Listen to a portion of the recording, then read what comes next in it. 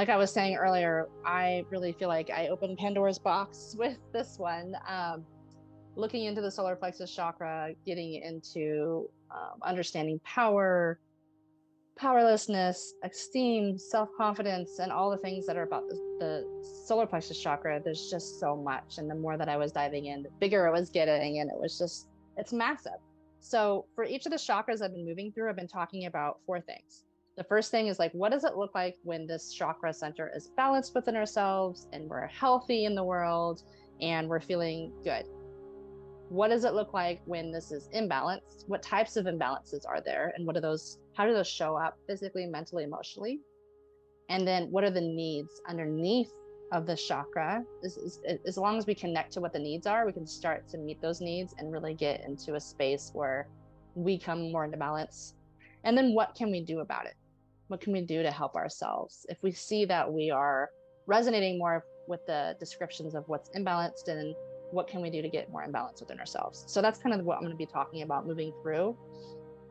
And then the meditation is really going to be the alignment method. And I'm doing this in a different way than what I usually teach in my hypnosis program, because I want it to be related to chakras. So we're actually going to move through, we're going to ground our energy, call in a loving frequency, and then we're going to move through the chakras with a specific intention in mind and ask these particular questions of each of these levels of consciousness to see if they're on board.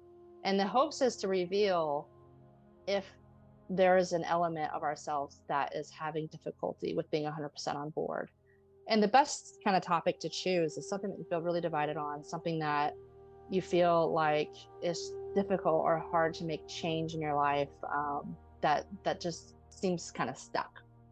And the solar plexus chakra is all about transformation. If you think about where it's at in the physical body, it's literally where our stomach is, our pancreas, our spleen, our liver, all of the organs that are literally disseminating and integrating and processing the food we put into our body, the beverages that we're putting into our body, and filtering and cleaning and organizing everything for our body. It is the energy powerhouse. It is literally the physical area that digests and processes things so that we can be alive.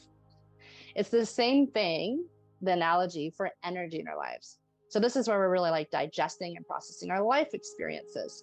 We're digesting and processing what life is meaning about who we are. Our self-identity is really tied to this area. And it's also about how we use life experiences, how we are digesting it and then assimilating it, and how we're allowing that to make changes in our life. How is it changing us? How is it directing us in our life after experience, right? So it is a massive topic, but I'm going to focus on a few key topics here that are really, really huge themes in the chakra. So the first one is about power, personal power. This is the first thing people think of when they learn about chakras. The solar plexus chakra is personal power. It's the energy center. There's so many nuances to this though. So obviously the chakras are not operating independently is the first point I want to make, because as we talk about each chakra independently, it may seem like, oh, they're like little worlds to themselves. And while they are, they're operating in concurrence with everything else. So all themes kind of intertwine. So the first thing I want to talk about with power is like the relationship to ourselves. So personal power and of like how we think about who we are. And there's several themes here. So it's like our personal power to believe that we can make a difference in our lives, that we can make changes, that we have influence or some sense of control in our lives. It's true that like the outer world is always going to have circumstances happening that are out of our control, but really personal power with ourselves is a self-trust to know that we can meet the challenges of life and know what to do in the realm of what we can control. And really a big theme of that is self-trust. And there's certain circumstances where self-trust is eroded, and this affects the solar plexus chakra. I've seen this in people who have been through tremendous abuse, where this power center of self-trust is diminished because they're like, why did I put myself in this situation with these people? Why didn't I see the signs? Blah, blah, blah. And it erodes their sense of self-trust. And therefore it gives their power away because they think that they made a mistake. There's a sense of kind of like shame and embarrassment in there. And that can diminish the the sense of power that someone has with themselves. Also, if someone just goes through a period of life where there's just like life change after life change after life change after life change, like maybe a loss of a loved one, maybe losing a job, major life, outer, life things that are being done to you is what it feels like in that situation. If there's so many of those and you're really not able to keep your rooting and keep your bearings in that situation, it could really diminish this power center, because it's like, I feel hopeless. Like, I don't know what bad thing's going to come next. Usually it's like that consciousness of like, what's the next bad thing that's going to happen? And it really takes the power away. And it's for good reason, right? It's like this person's experiencing a life where a lot of things are happening all at once, and it's making them hyper vigilant. It's activating their survival mode. And they just, that's what our bodies do in that situation. And so really it's like, okay, once you feel like you're coming up for air and maybe life challenges aren't happening, then it's like, okay, now what do? You start to build your power back. And this is what we're going to talk about today too. It's like how to build that power back. So I've seen those two things be major situations that impact people's sense of power, self power, and agency in life. Is unhealthy relationship dynamics where there's a lot of power issues and struggles, and then also when life challenges are just being propelled at you over and over and over again. There's a sense of recovery after that, a recovery of personal power. And then obviously also, if people grow up in really traumatic childhood situations where there's a misuse of power, that can create, difficult dynamics in the solar plexus that are deeply embedded in the unconscious, that like healing needs to take place in order to like recover the personal power from there. So there's the personal power, the relationship we have with ourselves, our self-perspective about how powerful we are as agents in our life. Then there's power in relationships. I'm going to talk a lot about that today, because the solar plexus is a masculine chakra. Each chakra moves from feminine to masculine. And this one's really outer world related. So it has a lot to do with relationships. The heart chakra is the next one, and that is a feminine one. So it just has a different energy. With the solar plexus, it really is about how we interact with the world, more so than the heart chakra in our loving relationships. And that shows up in many ways. So relationship dynamic. This looks like how people wield their energy around each other, not just power. So, there's a felt sense of certain relationships that give you nurturing support. They meet your needs, they listen, you feel heard, and they feel healthy and they feel good. And there's some relationships where it's like, it's just hard and you feel like you're butting heads, and it's just like you feel drained afterward. And, it's obviously unhealthy, or even at times it's even just overtly toxic. And those are the energetic power dynamics that are happening in relationships. Even though the solar plexus isn't about communication as much as the throat chakra is, it is the powerhouse of how we make the bottom two chakras take action in the world, put them out in the world, things that we implement into the world. So our root chakra is all about being rooted in who we are, feeling safe, being, grounded in ourselves, being grounded in the world. The sacral chakra is all about like what makes us feel good, what we desire, what energy nourishes us, and recognizing that. And then the solar plexus is about moving in the world in a way that honors those things. And there are several different communication styles. So, you may have heard of this, like the 4 communication styles: being really assertive person, being a passive person, aggressive person, or passive aggressive person. These are essentially ways that people communicate. And this has a lot to do with the throat chakra too, but it is a power thing, because this is how we set boundaries, how we communicate what we need, how we ask for what we need, how we make things happen in the world. And depending on the type of energy someone's coming from, it's going to affect the other person on the receiving end a certain way. So assertive communication is like someone is regulated, the nervous system's regulated, they're solid in their self, they're self-responsible, they're using I statements, they're requesting things of other people, not demanding them, and they are able to handle if people, places, and situations aren't able to meet their needs. They stay regulated and they're able to recover from it. And they go, okay, you can't give me what I need. You can't give me what I need. I'm going to go find a way to do this. And there's just an overall sense of being regulated in oneself in that situation. and clear, transparent communication to others, asking for what they need. That is the healthy version. Passive people tend to not verbalize what they need. They are unable to feel like they can speak their needs, share their needs, communicate boundaries, and instead they have a lot of nonverbal communication.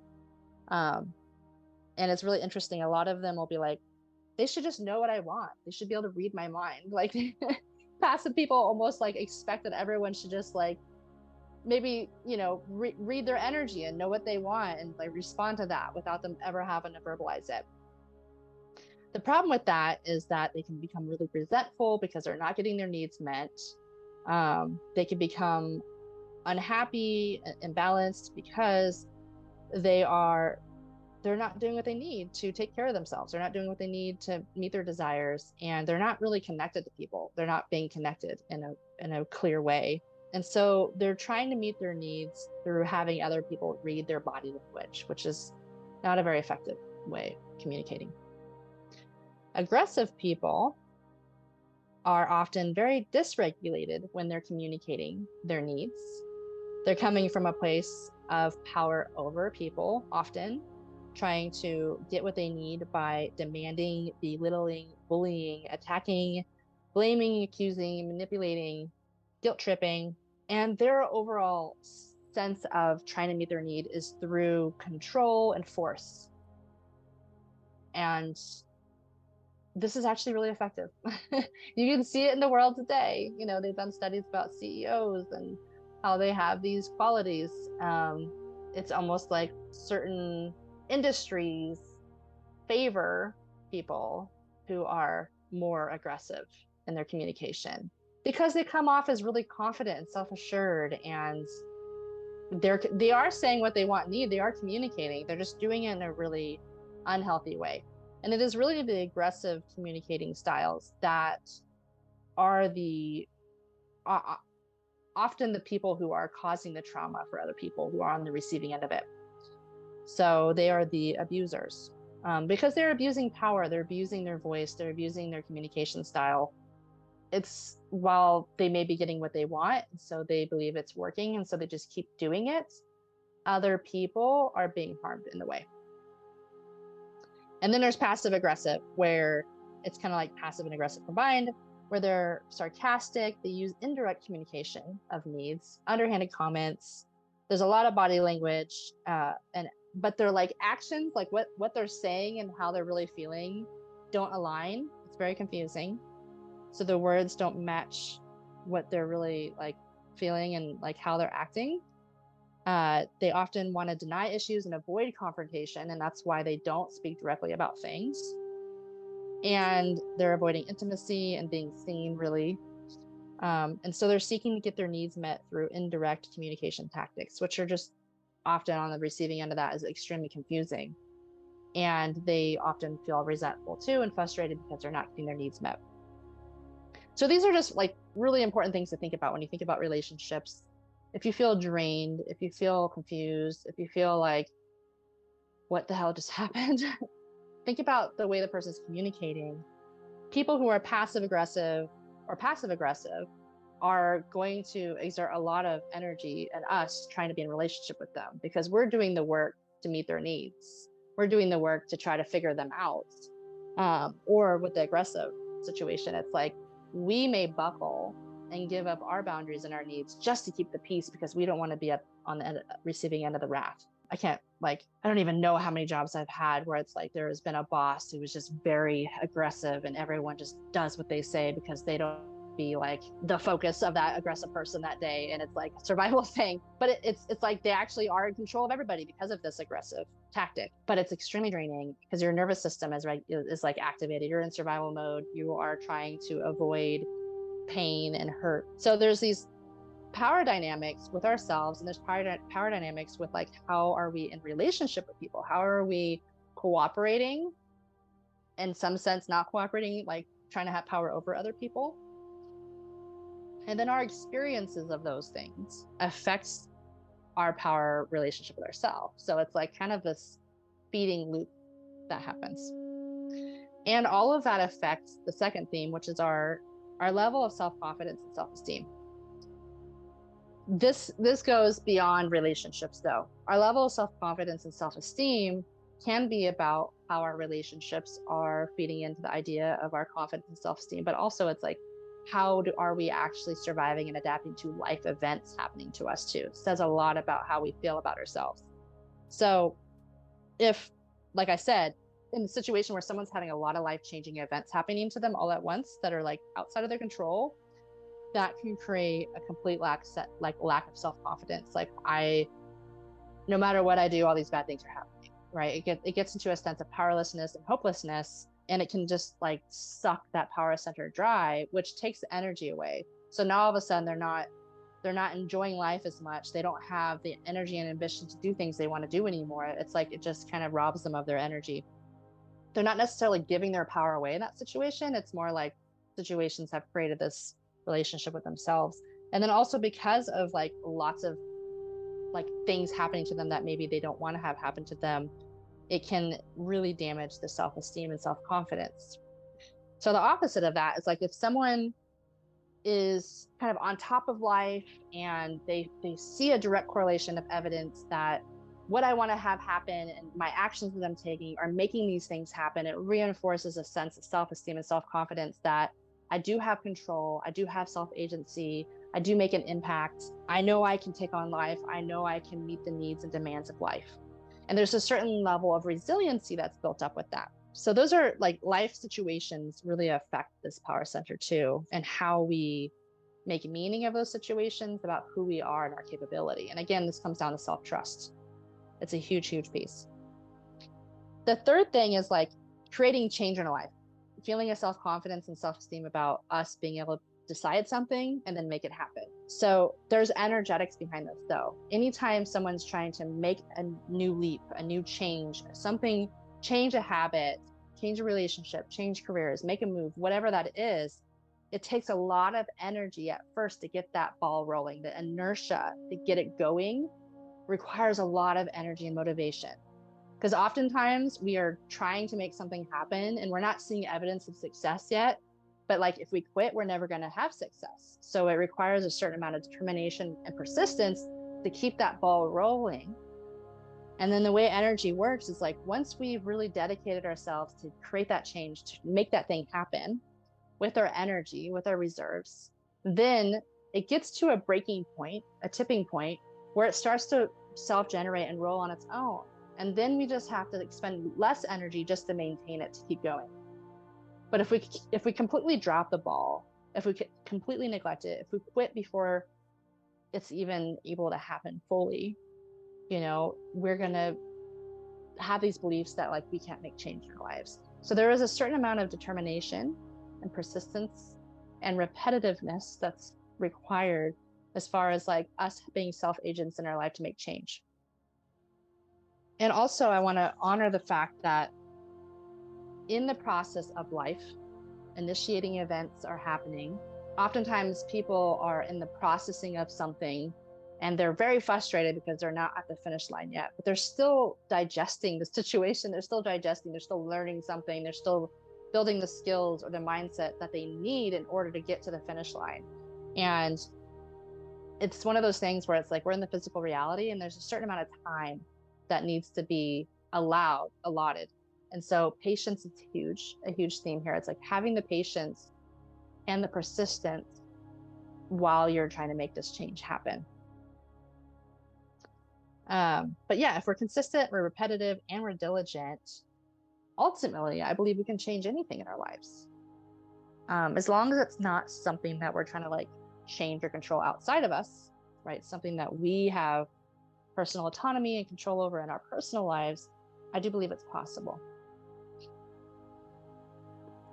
So my advice here, it's like if you're a person who struggles with this, I work with a lot of people who are healers, who are entrepreneurs, and I see this time and time again. It's like they start a project, they get all this stuff set up, and then they're trying to like make it happen and it's not happening. They're like, oh, well, this isn't working. I'm gonna move on to the next thing. Spiritual people are the same way. It's like they're really great at having all these ideas. And then it's like when it comes to actually bringing it into the tangible physical world and doing something with it and like giving it enough of your time and attention for long enough to make it happen, they have impatience with it. Or it's like, this feels way harder than it should be. It shouldn't be this hard. Maybe this isn't exactly what I should be doing. And they make it mean something. And my advice to them is remember who the fuck you are. I always say, remember who the fuck you are. Because in some spheres of our life, we feel really high level of confidence and self-esteem. We know we got that part of our life down. I can do what I want to do in this sphere of my life and it's easy. And then we have spheres of our life where it's like, no matter what I do, this is like a shit show and it just keeps showing up like this. And I don't understand it. And I avoid it because I just don't know what to do in this situation, right? We have areas where we have a strong suit and we have areas where we are underdeveloped. And so if you feel like you're trying to launch something, create something, make a change in your life, and it is like taking a very long time, taking a lot of effort, and it seems like it's too long or it's just going on and on and on, and you're at the breaking point of quitting. I always do this with my clients where it's like, okay, where in your life are things going really well? And what are you doing there? Like, because if you look at who you are when you're showing up in this part of your life and how you're showing up, how can you move that and apply it to this part of your life over here that needs more developing? And oftentimes they're showing up as a very different person in the underdeveloped side of their life. And it's like, how can you bring more of that confidence, more of that self-esteem, more of that like being grounded in yourself and knowing what works and what doesn't work for you over to this other side of your life? And as you do that, as you feed yourself the remembrance of who the F you are and that you do make difference in your life, you can start to actually cultivate energy building up in your solar plexus that will give you the will and the ambition and drive to keep going. And sometimes we just have to remind ourselves who the F we are. And part of that can also be like, look at your life. Where in your life have you done exactly what you wanted to do? And most of the time, people look back and they go, yeah, most of the things I've wanted to do, I've been able to do, And it's like, do you think that was just a fluke? Do you think that was just luck? No, that was you creating your life and like really honoring the process of creating these changes in your life that you've done and going back and dissecting, well, what did I do? What did I actually do? That made that successful. And then use that data from your lived experience and apply it to the situation that you feel like it's just hard and you can't figure out. Use that same approach. You know it works for you. It's worked in your past. It's evidence in the bank. Use that. Remind yourself who the F you are. And sometimes we just need that little kick in the butt to get our energy back up in alignment so that we can make that thing happen and stick to it long enough that we don't quit before it can manifest. So the last thing I want to talk about is energy levels. So outside of power dynamics in relationship, outside of power dynamics with life events, outside of power dynamics with ourselves, we feel a sense of energy. We know some days we wake up and we're just like, woo, yeah, I want to go conquer the world and I want to go for a jog and I'm going to eat my favorite food. I have the energy to make myself breakfast, and all these things.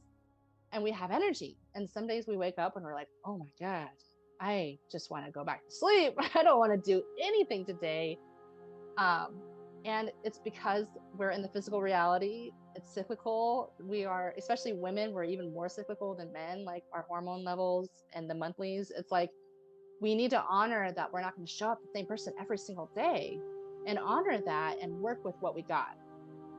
If, like I said, with the alignment method, the approach of the alignment method is to cooperate with what the rest of your energy centers are needing instead of being like, no, today we're going to get stuff done. I don't care if I feel lethargic and tired and I'm menstruating and like I have no energy. I'm going to go do these things and like force myself.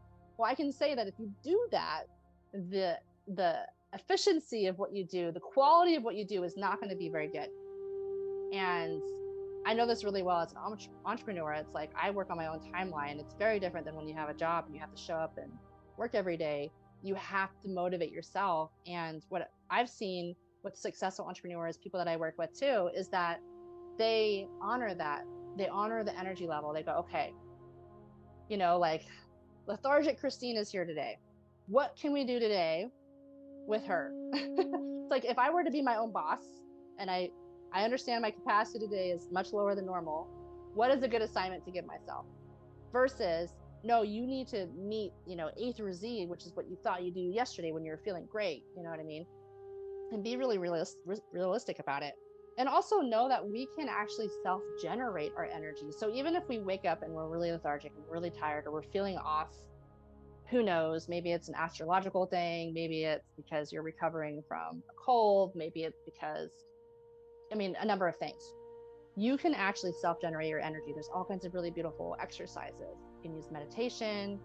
And oftentimes when we're really low on energy, the thing that seems like would rob us of more energy is the thing that gives us more energy. Like go for a walk, exercise, reset yourself, whatever that is. Like for me, it's like, a salt bath or something like that. Something that is going to kind of reset your energy points and get yourself back to some sort of sense of normal, and then do what you can to build that energy.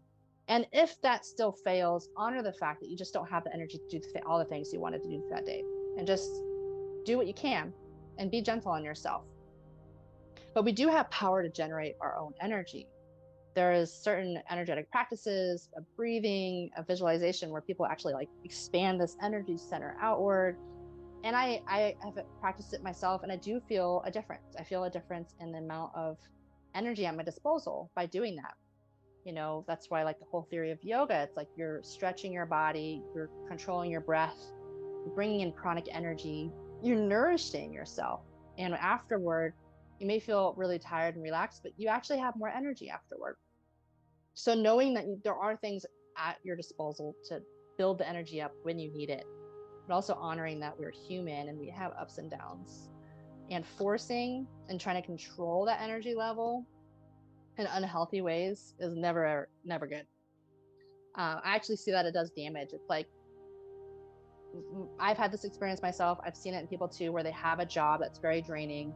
Maybe it was aligned for them at one point and it's not aligned for them now, and they have to kind of show up and perform and be a different person, and it takes an energetic toll, and they keep showing up at this job, and it's just like they're getting more and more exhausted, and they're not honoring what's actually happening and not making a change in their life to like improve the situation.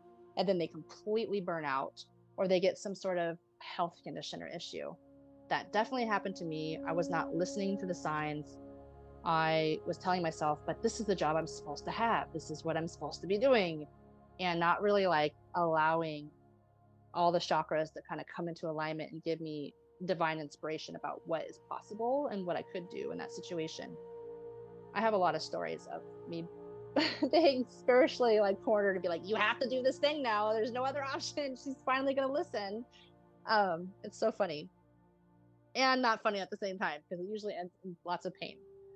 So it's like, honor your body, honor all the parts of yourself, and then also know that you have the power to self-generate and get that energy moving when you need it.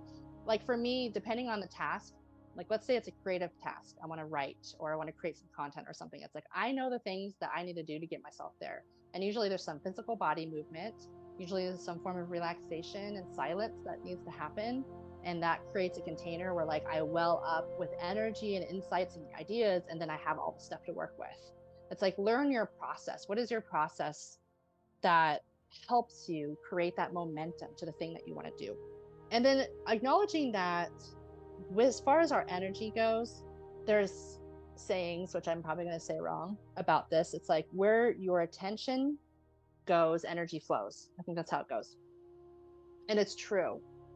So I've seen certain unhealthy relationship dynamics, and I've seen this in myself too. I'm not free of this, where it's like we're at a period of our life when maybe there's lots of conflict going on with a certain person.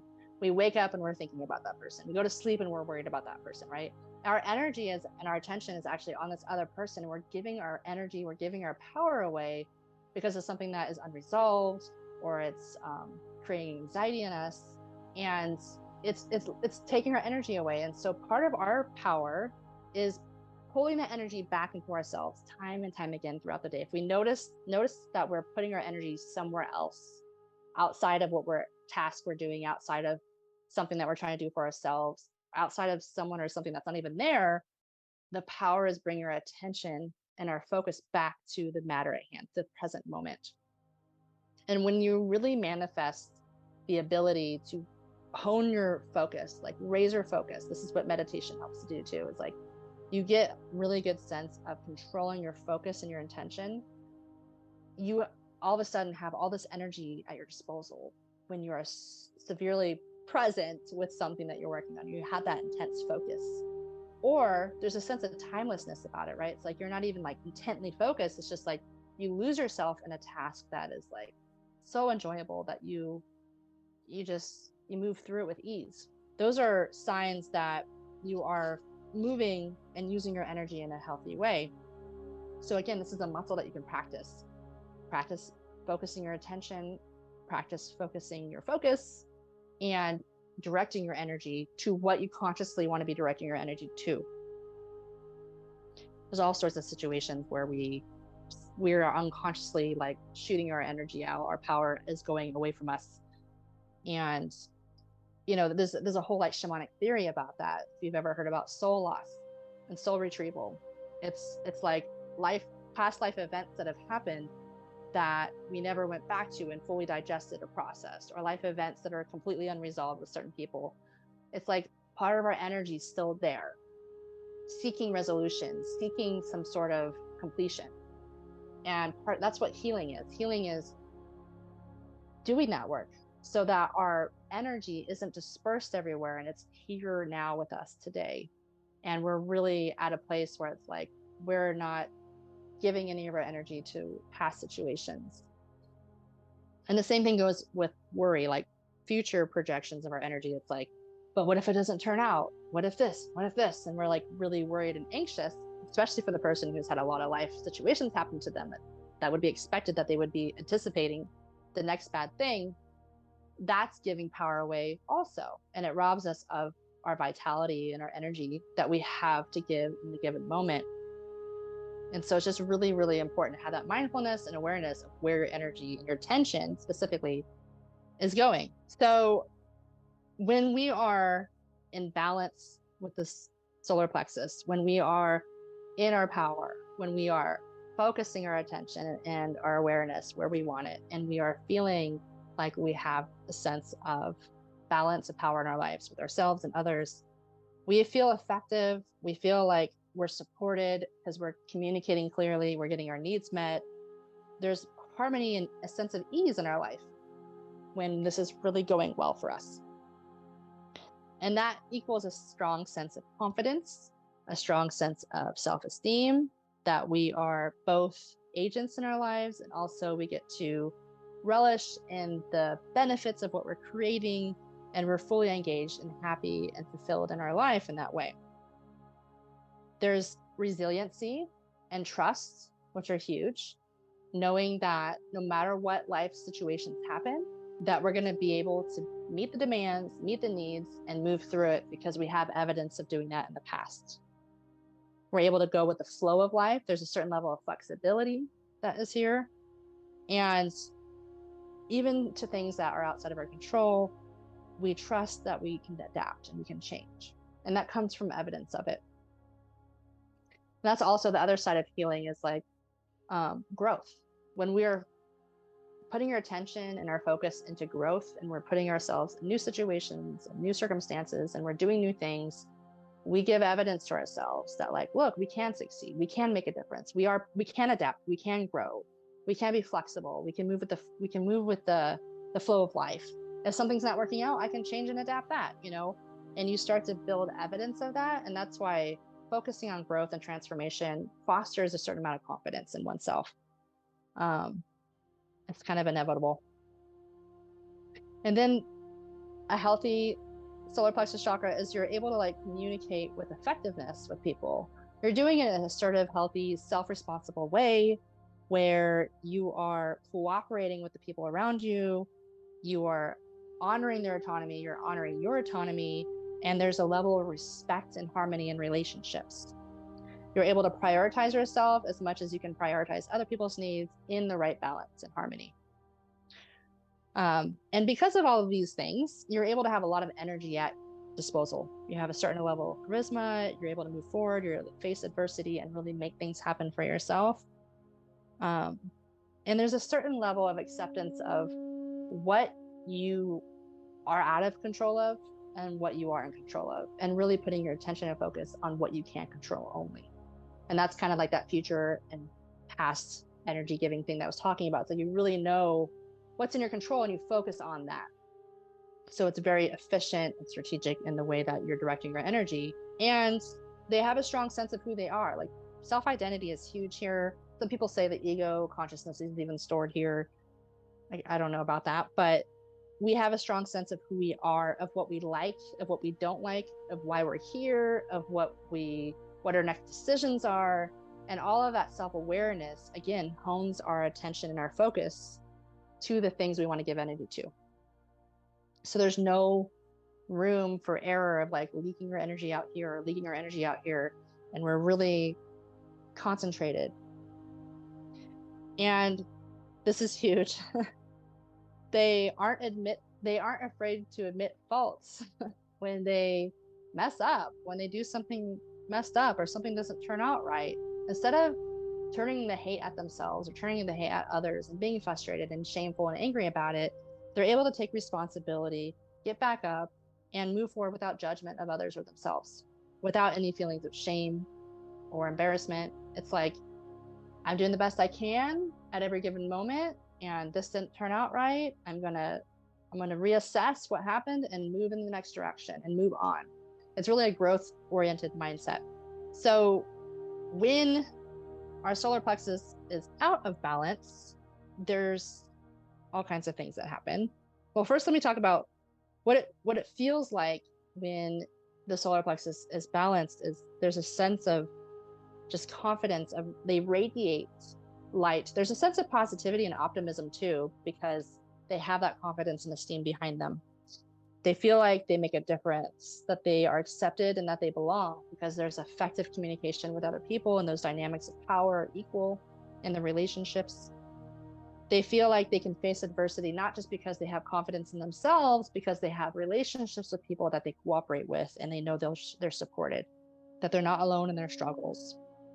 And they feel motivated and they have lots of energy at their disposal.